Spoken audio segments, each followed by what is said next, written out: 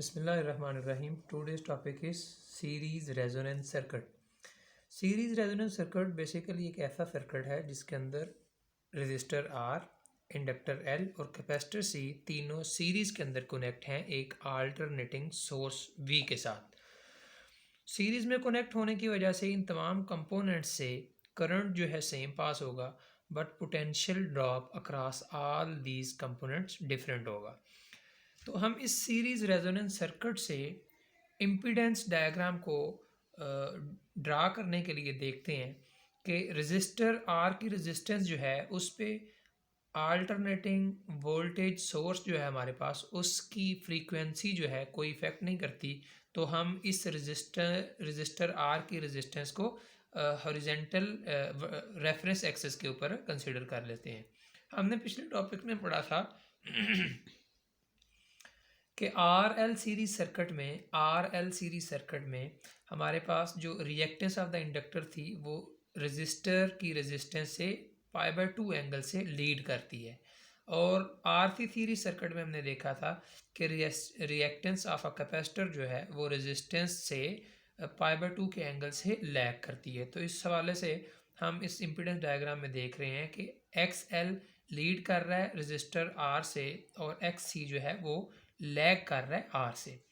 तो X L हमारे पास ओमेगा एल के इक्वल होता है और एक्स सी 1/ओमेगा सी के इक्वल है.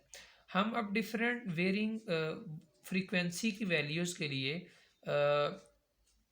रिएक्टेंस ऑफ इंडक्टर और कैपेसिटर को स्टडी करते हैं.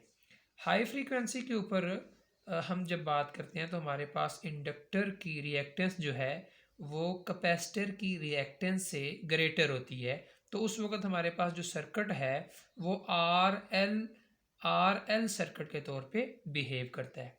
अब फिर जब लो फ्रीक्वेंसी पे बात करें तो उस वक्त हमारे पास जो है रिएक्टेंस ऑफ कैपेसिटर जो होती है वो इंडक्टर की रिएक्टेंस से ग्रेटर होती है. तो उस वक्त हमारे पास जो सर्किट है वो आर सी सीरीज सर्किट के तौर पे बिहेव करता है. In between these two frequencies एक हमारे पास सर्टेन वैल्यू ऑफ फ्रीक्वेंसी आती है जिसे हम कहते हैं रेजोनेंस फ्रीक्वेंसी. इस रेजोनेंस फ्रीक्वेंसी पे हमारे पास बेसिकली इंडक्टर की रिएक्टेंस और कैपेसिटर की रिएक्टेंस दोनों इक्वल हो जाते हैं. X L becomes equal to X C. तो इस पॉइंट को हम रेजोनेंस फ्रीक्वेंसी कहते हैं.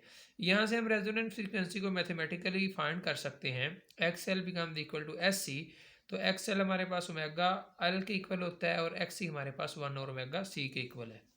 हम यहाँ से ओमेगा को इस साइड पे ले आते हैं तो ये ओमेगा स्क्वायर हो जाएगा और एल को लेफ्ट हैंड साइड पे ले जाएंगे तो वो हमारे पास जाकर डिवाइड हो जाएगा. दोनों तरफ इस इक्वेशन का हम अगर स्क्वायर रूट लें तो ओमेगा आर हमारे पास 1/√LC के इक्वल आ जाएगा. ओमेगा सी बेसिकली हमारे पास 2πf के इक्वल होता है. तो 2πf is equal to 1/√LC के इक्वल हमारे पास आ जाएगा. यहाँ से हम रेजोनेंस फ्रीक्वेंसी को फाइंड आउट कर सकते हैं.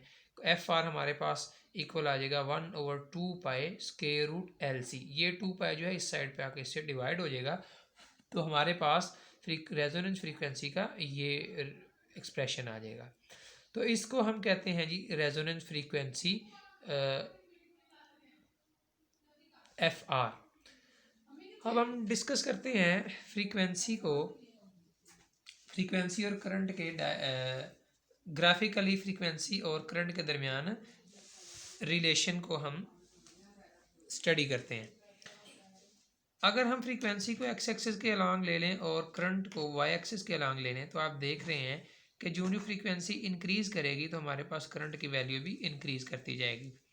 एक स्पेसिफिक पॉइंट पे पहुंच के हमारे पास जो है करंट अपनी पीक पॉइंट पे पहुंच जाएगी और इस पॉइंट को जहां पे करंट मैक्सिमम हो जाए हम रेजोनेंस फ्रीक्वेंसी कहते हैं. इस पॉइंट पी के बाद इस रेजोनेंस फ्रीक्वेंसी के बाद करंट की वैल्यू दोबारा से डिक्रीज़ होना शुरू हो गई. दोबारा से डिक्रीज़ होने की वजह यह है कि फ्रीक्वेंसी के इंक्रीज़ करने की वजह से specific certain point of certain value of frequency से जब फ्रीक्वेंसी इंक्रीज़ करती है तो हमारे पास इम्पीडेंस ऑफ द सर्किट जो है वो इंक्रीज़ करना शुरू कर देती है. तो इम्पीडेंस के इंक्रीज़ करने से करंट दोबारा डिक्रीज़ करना शुरू कर देती है और हमारे पास ग्राफ जो है वो ग्राफ के अंदर करंट जो है वो डिक्रीज़ होना शुरू हो जाती है. अब इस रेजोनेंस फ्रीक्वेंसी पे करंट की वैल्यू को हम फाइंड कर सकते हैं I is equal to V naught over R ओ हमजला से। अब इसकी कुछ प्रॉपर्टीज़ हैं। पहली प्रॉपर्टी ये है कि F resonance frequency F R is equal to 1 over 2 pi into square root L C. Second property ये है कि current and voltage are in phase and the power factor cos theta is 1। जब current और voltage इन phase होंगे तो हमारे पास इन दोनों के दरमियान एंगल 0 डिग्री होगा और cos 0 डिग्री पे हमारे पास वैल्यू 1 देगा। तीसरी प्रॉपर्टी इसकी ये है the impedance at resonance frequency is equal to R. Resonance frequency पे जब हमारे पास एक्स एल एक्स सी के इक्वल हो जाता है तो उस वक़्त ये दोनों वेक्टर्स एक दूसरे को कैंसल आउट कर देते हैं और हमारे पास इम्पीडेंस जो होती है वो रेजिस्टिव हो जाती है, इक्वल टू आर आ जाती है। तो ये था हमारे पास आज का टॉपिक सीरीज़ रेजोनेंस सर्किट।